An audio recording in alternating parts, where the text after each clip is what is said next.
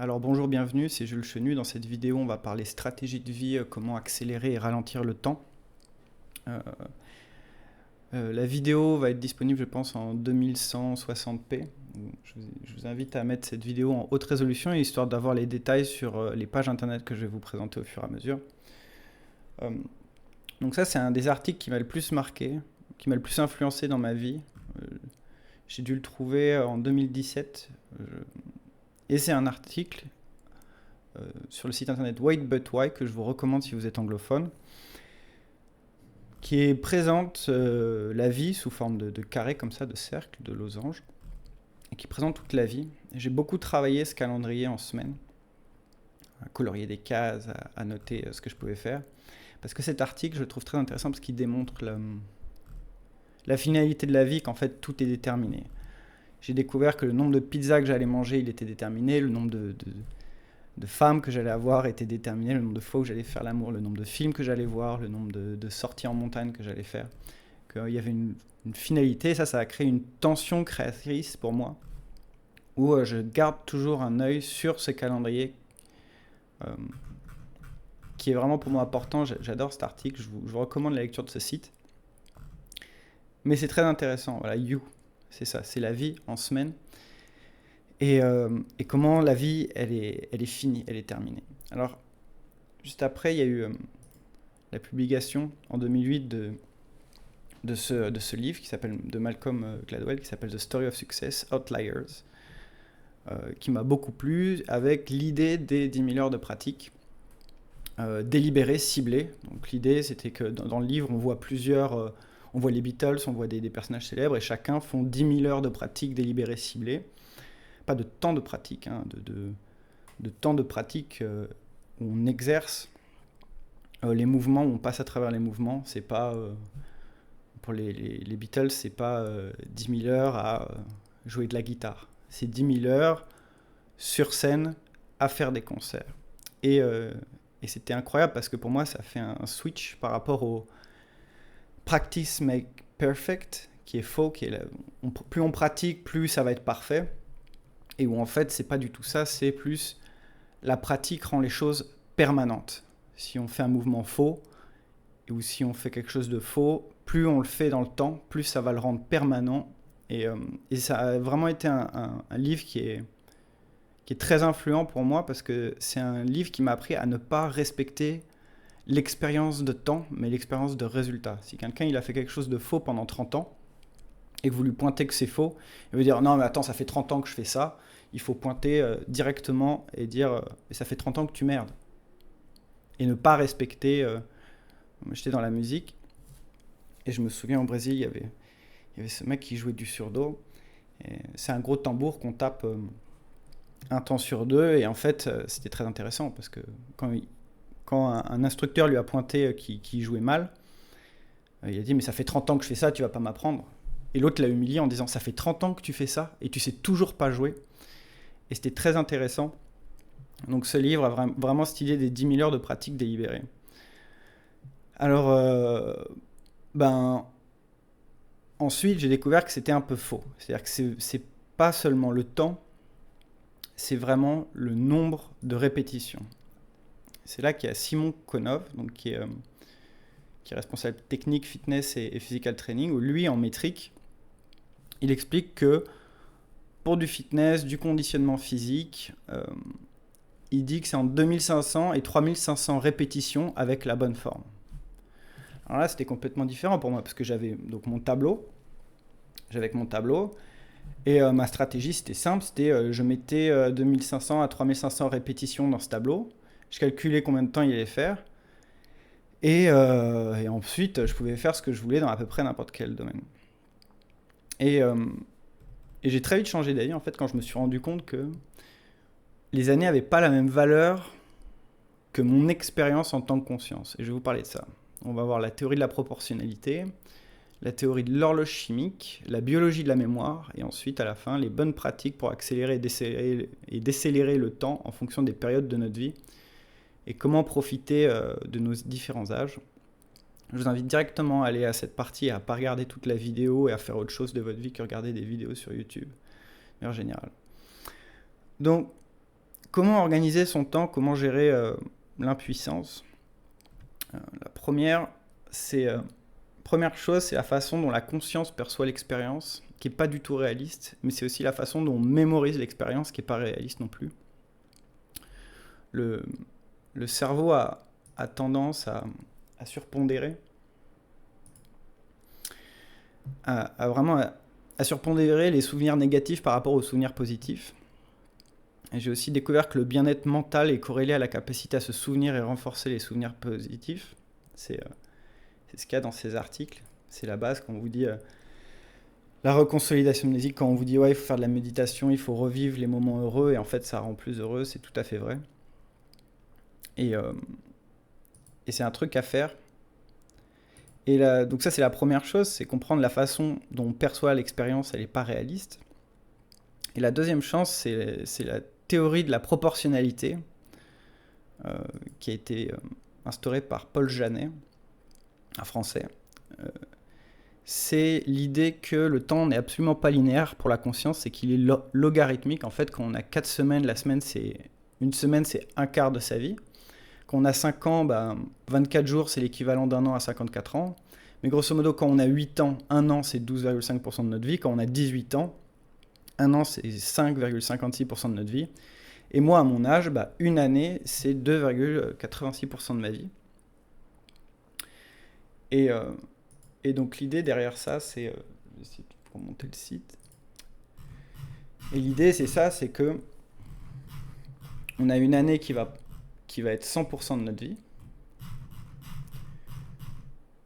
2 ans, ça va être 50% de notre vie. Désolé pour le son.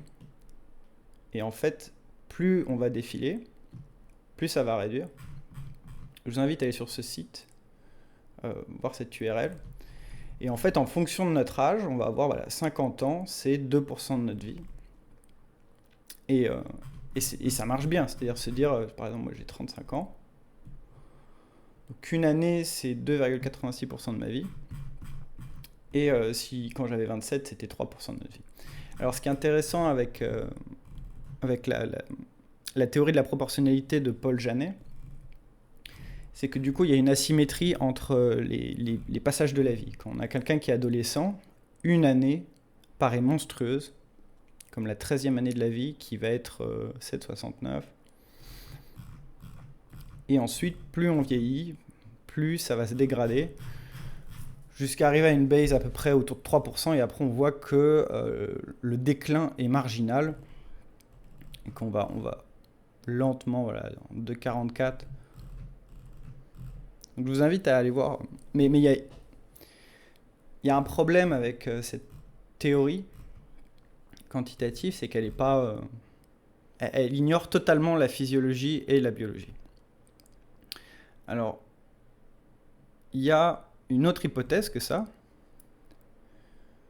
C'est l'hypothèse de l'horloge chimique, c'est Chemical Clock Hypothesis, qui regroupe des évidences sur la relation entre la température du corps et voilà, c'est ça.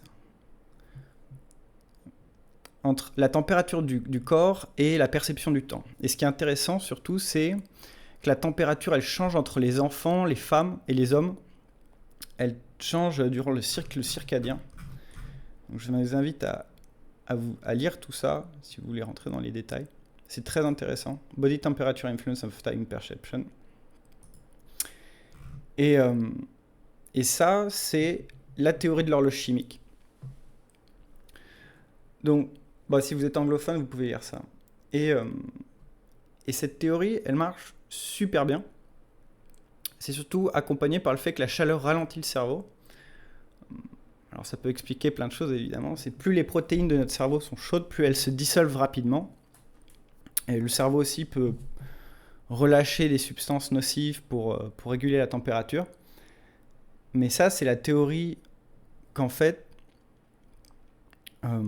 c'est la chimie, c'est la température de notre corps qui détermine une partie de notre perception du temps, en tout cas qui a un impact là-dessus. On sait aussi que la température du corps rend le cerveau plus lent, nous rend plus agressif aussi, ça rend plus agressif la chaleur.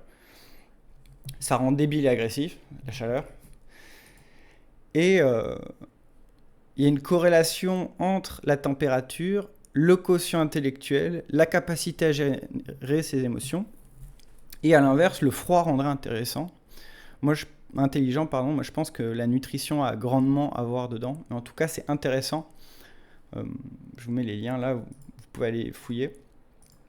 Mais il y a une corrélation entre intelligence, gestion des émotions et la température du corps. Alors ensuite, il y a un livre qui est arrivé, c'est celui de Claudia Hammond, Time Warped, Unlock the Mysteries of Time Perception, qui explique comment nous construisons l'expérience du temps dans notre esprit, que l'on modifie cette perception de manière à ce que ce soit avantageux en accélérant ou en ralentissant notre perception du temps, de manière à en tirer un bénéfice. Par exemple, dans un accident de voiture, on va ralentir le temps, car on a peur. Pareil pour le baptême de saut en parapente, où le temps va passer différemment pour le moniteur de parapente que pour le passager qui fait son premier vol, ou quand un arachnophobe regarde une araignée par rapport à quelqu'un de normal. Voilà. Donc dans cet article de 2016, là, on passe en revue 158 articles de zones du cerveau qui sont concernés par la mémoire. On passe en revue 158 articles. C'est une méta-analyse en fait. Et on passe en revue les zones du cerveau qui sont concernées par la mémoire, comme dans ce schéma. Donc avec le cortex frontal, les ganglions de la base, le cortex pariétal, cervelet et l'hippocampe. Et en fait, chacune de ces parties va subir une modulation neurochimique avec de la dopamine et de l'acétylcholine. Alors il y a aussi des neurones dans l'hippocampe que l'on appelle time cells, cellules de temps,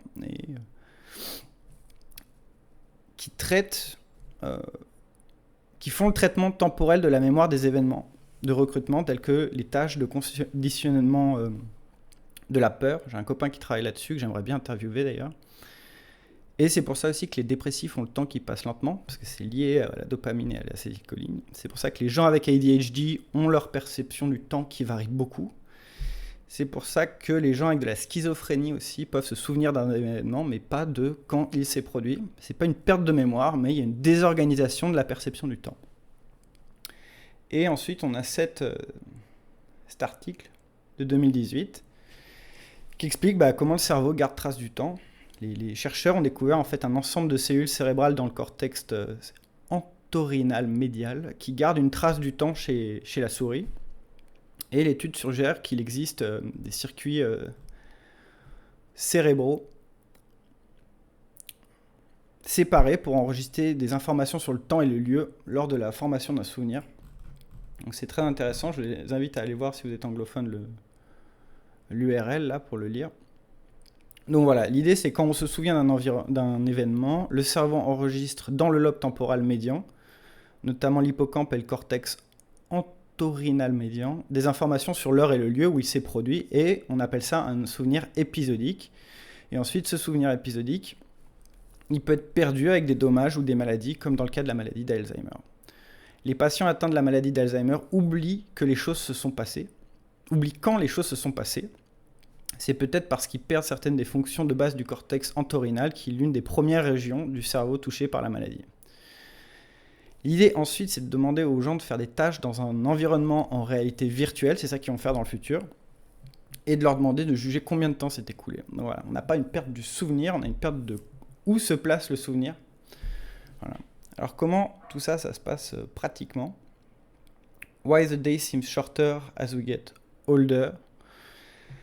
La théorie d'Adrienne Bejan qui s'appuie sur le premier principe, sur un principe physique qui est basé sur la physique du traitement du signal neuronal. Donc avec le temps, la vitesse à laquelle nous traitons des informations visuelles ralentit. C'est ce qui fait que le temps s'accélère à mesure que nous vieillissons. Donc à mesure que nous vieillissons, soutient-il, la taille et la complexité des réseaux de neurones de notre cerveau augmentent, donc les signaux électriques doivent parcourir plus grande distance et le traitement du signal prend donc plus de temps. De plus, le vieillissement amène nos nerfs à accumuler des dommages qui offrent une résistance au flux de signaux électriques, ce qui ralentit encore le temps de traitement. En se concentrant sur la perception visuelle, Bejan postule que des temps de traitement plus lents nous font percevoir moins d'images par seconde, et donc plus le temps réel s'écoule entre la perception de chaque nouvelle image mentale. C'est vraiment ça, on prend des photos, Et vu qu'on en traite moins, eh ben, le temps passe plus rapidement. C'est ce qui fait que le temps passe plus rapidement. Lorsque nous sommes jeunes, chaque seconde de temps réel est remplie de nombreuses images mentales, comme une caméra au ralenti qui capture des milliers d'images par seconde. Le temps semble passer plus lentement, et quand on est vieux, on prend moins de photos, et du coup ça paraît passer plus rapidement. Alors comme il le dit, les gens sont souvent étonnés de voir à quel point ils se souviennent de jours qui semblaient durer une éternité dans leur jeunesse. Ce n'est pas que leur expérience était beaucoup plus profonde ou plus significative, c'est juste qu'elles étaient traitées à grande vitesse. Voilà, donc ça c'est... Donc l'argument de Bejan est intuitif, hein, ça reste intuitif. C'est basé sur voilà, des principes simples de physique et de biologie, mais il n'y a pas encore d'approche expérimentale assez rigoureuse. Tout ça, c'est basé sur l'observation qu'un adulte normal effectue 3 à 5 saccades par seconde, séparées par une période de 200 à 300 millisecondes, dans laquelle les yeux ne font pas de mouvement en plus rapide. C'est ce qu'on appelle une fixation en fait. Et on sait que ces fixations sont plus courtes chez les nourrissons. Alors, ça, c'est un peu l'idée qu'on prend des photos, vu qu'on en prend plus et qu'on a un réseau qui est plus petit, ça va plus vite, et du coup on a l'impression que le temps... on a plus de photos, donc le temps passe plus lentement, et au fur et à mesure qu'il y a des dommages, et évidemment qu'on a un réseau plus gros, ça prend plus de temps de traiter l'information, et du coup on a cette impression, quand on vieillit, que le temps passe de plus en plus vite parce qu'on a moins d'images.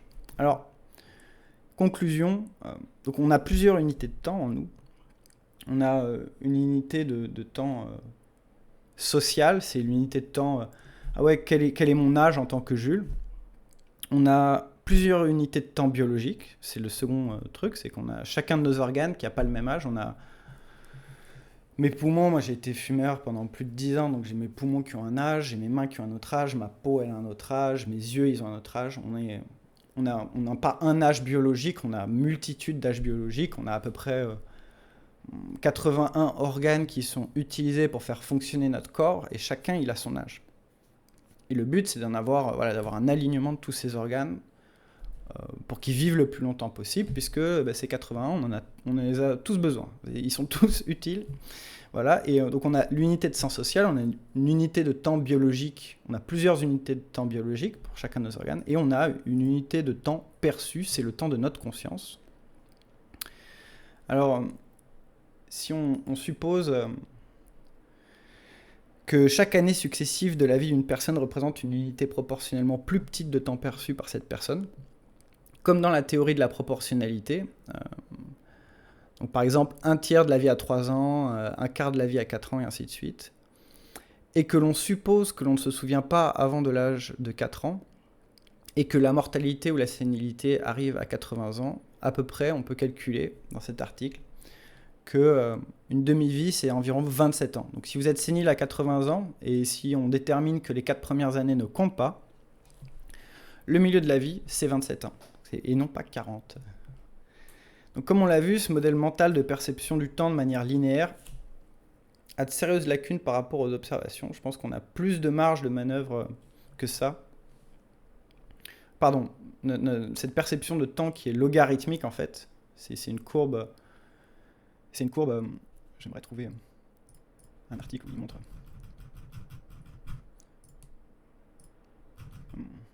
Une courbe logarithmique. Une courbe logarithmique, ça va avoir 7 formes. Une courbe logarithmique, ça va avoir 7 formes. Et une courbe linéaire, ça va avoir 7 formes. Et du coup, plus le temps passe rapidement. Et je pense qu'il y a une sérieuse lacune à voir le temps d'une manière logarithmique, en fait. Et voilà. Voir le temps de manière linéaire, je pense que c'est pas le bon processus. C'est l'idée de voir que dans notre vie, on doit organiser notre vie en pensant que chaque année, chaque unité de temps est linéaire. Je pense que c'est une grossière erreur de penser sa vie comme ça. Voir le temps d'une manière logarithmique où les choses vont passer de plus en plus rapidement. Je pense que c'est déjà mieux, c'est plus rapide. Mais je pense que ça a aussi de grosses lacunes par rapport aux observations, puisqu'on voit qu'il y a une stagnation à partir de 2%, où après la perte est marginale. Et je pense qu'aussi qu'on peut bender, on peut courber cette courbe. Donc je pense que les deux théories sont fausses. Je pense qu'on peut manœuvrer on peut manœuvrer le temps perçu, notre temps de conscience, notre temps expérientiel de plusieurs manières, par la santé, par nos amis, la famille, nos interactions sociales, par la géographie, par les changements d'environnement. Je vous invite à voir le IPAM modèle. Je pense qu'en changeant d'environnement, on change, l'identité change de self-state et donc on change de construction mentale et donc on change d'introjecté. Et ça, je pense que ça fait beaucoup de photos et du coup, je pense qu'on a ça va diluer notre espace-temps. Donc la santé, les amis, en changeant de géographie, et aussi en changeant d'entreprise qu'on met en place, en changeant de hobby, en changeant d'activité, en faisant du bénévolat, en changeant de passion, en changeant d'entreprise. Je pense que c'est les manières dont on a de bender cette courbe logarithmique et d'essayer de la rendre la plus linéaire possible. Voilà. Donc plus on vieillit, plus le temps subjectif s'accélère et les éléments permanents sont plus importants, car les changements mineurs sont moins photographiés.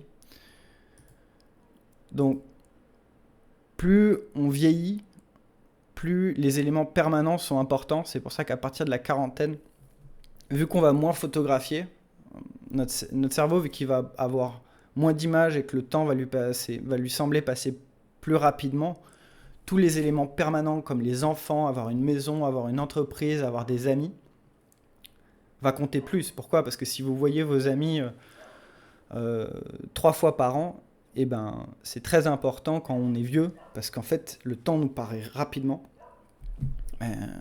nous paraît passer très rapidement, et du coup, on va avoir l'impression de les voir beaucoup plus. Tous les éléments qui sont permanents, vu qu'on prend moins de photos, sont beaucoup plus importants après la quarantaine, la cinquantaine, et du coup, plus on vieillit, moins il faut de routine.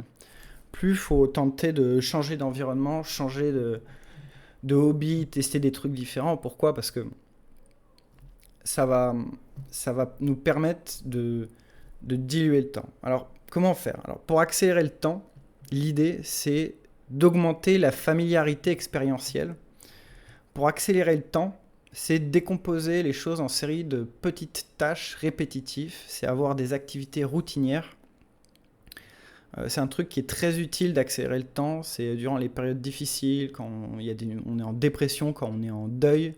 L'idée d'avoir une routine pour traverser la douleur, c'est super intéressant. Parce que ça va accélérer le temps, puisqu'en fait, on va prendre des photos, on va avoir peu d'éléments différents. Et du coup, notre cerveau va de lui-même accélérer les choses. Et pour ralentir la perception du temps, eh ben, on va réduire la familiarité expérientielle, du coup. Donc, on va faire... L'idée pour ralentir la perception du temps, voilà, surtout à partir de la quarantaine, c'est formation continue, faire des nouvelles expériences. C'est très utile aussi, même sous 40 ans, quand on a ce que j'appelle un aménagement favorable et un sanctuaire, quand on est dans une bonne position dans la vie.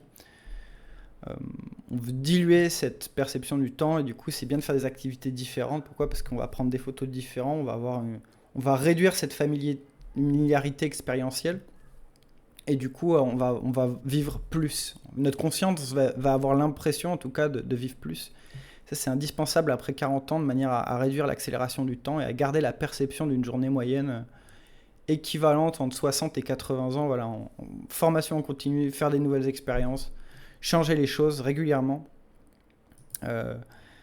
Je pense, au-delà de ça, la santé du cerveau et la qualité de l'irrigation du cerveau par les jugulaires. En fait, là, il y a des câbles qui vont dans le cerveau. Bien dormir. On a vu le nettoyage du système lymphatique, j'en parlais dans une autre vidéo. Pour nettoyer le cerveau, bien dormir, et surtout avoir une bonne posture pour bien irriguer le cerveau, avoir une bonne température pour le cerveau, c'est des éléments qui permettent de voyager dans le temps. Donc voilà, grosso modo, pour accélérer le temps, on va augmenter la familiarité expérientielle, on va décomposer, on va avoir des petites tâches répétitives, des routines. C'est ça qu'il faut, surtout dans la douleur, voilà, faire des routines. Et quand on a un sanctuaire, quand on a un aménagement qui est super, quand la vie c'est de la balle, essayer de faire beaucoup de choses différentes pour que ça dilue le temps, pour que ça passe plus lentement.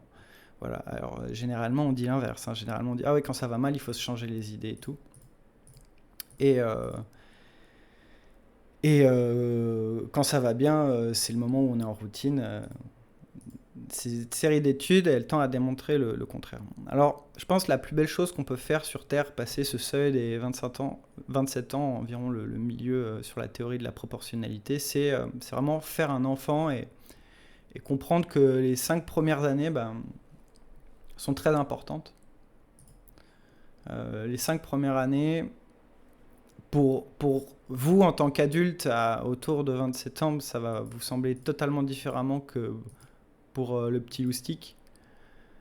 Je pense que c'est tellement flippant l'accélération du temporel avant 4 ou 5 ans que je pense qu'il faut regarder les enfants et les voir vraiment comme des créatures différentes.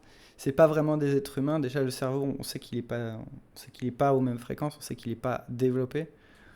Mais en termes de perception du temps, ils prennent tellement de photos, c'est tellement intense ce qu'ils vivent qu'en fait, ils vont vivre 30 ans en quelques mois quoi, au début. Donc c'est vraiment important de les protéger. Et je pense qu'on peut faire de plus beau, c'est en fait faire un enfant et lui réserver une expérience incroyable. On peut lui faire une expérience incroyable de vie parce qu'il va vivre plus que nous, tous les années qui nous restent, il va les vivre en quelques semaines.